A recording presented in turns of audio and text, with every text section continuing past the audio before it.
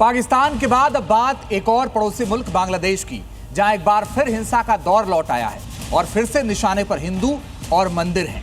हिंदू छात्र के अपहरण और प्रताड़ना से लेकर मंदिर में तोड़फोड़ और कारोबारी पर हमले तक लगातार सामने आ रहे हैं। घटनाओं ने कई सवाल खड़े कर दिए हैं। क्या बांग्लादेश में कट्टरपंथी ताकतें फिर से सक्रिय हो गई? क्या बांग्लादेश में अल्पसंख्यक हिंदू समुदाय एक बार फिर असुरक्षा के दौर में पहुंच रहा है? देखिए ये खास रिपोर्ट।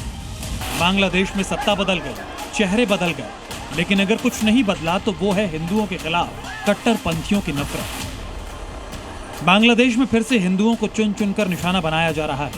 फिर से कट्टरपंथियों की जमात हिंदुओं के घरों में कहर बरपा रही है और फिर से कट्टरपंथियों की नफरत की आग में हिंदू झुलस रहे हैं। फिर से हिंदू मंदिरों को साजिश के तहत टारगेट किया जा रहा है। यानी बांग्लादेश में फिर से कट्टरपंथी जमात एक्टिव हो गई है। और क्या एक बार फिर से बांग्लादेश में हिंदुओं पर हिंसा का नया सीजन शुरू हो गया है?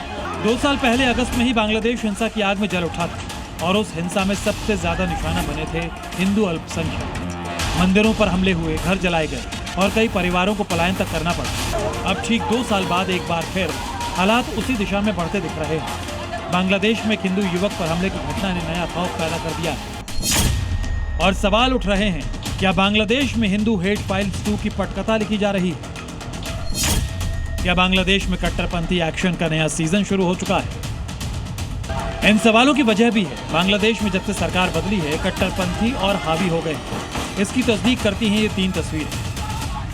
ढाका में एक हिंदू छात्र सुभाष देवरी को अपहरण कर बुरी तरह प्रताड़ित किया गया। मयमनसिंह में काली माता के मंदिर और मूर्तियों पर हमला कर तोड़फोड़ की और रंगपुर में हिंदू कारोबारी रतन चंद्र राय की दुकान में लूटपाट के बाद उन पर ईंट, पत्थरों और धारदार हथियारों से हमला किया।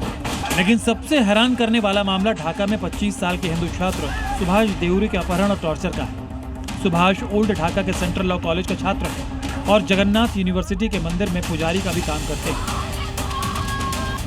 स्वामीबाग इलाके में कुछ लोगों ने उसका अपहरण कर लिया। आरोप है कि उसे एक घर में बंधक बनाकर रखा गया। इस दौरान परिवार से 26,000 बांग्लादेशी टाका की फिरौती मांगी गई। पैसे ट्रांसफर होने के बाद सुभाष किसी तरह वहां से भाग निकला, लेकिन इमारत से कूदने के दौरान गंभीर रूप से घायल हो गया।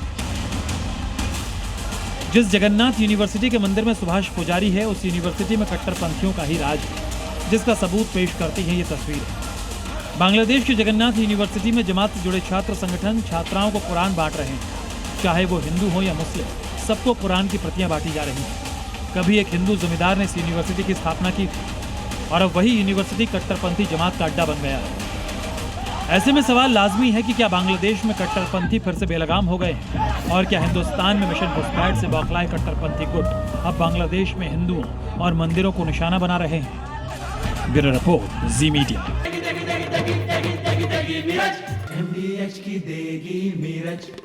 देगी मिर्च का तड़का, अंग अंग फड़का। MDH की देगी मिर्च।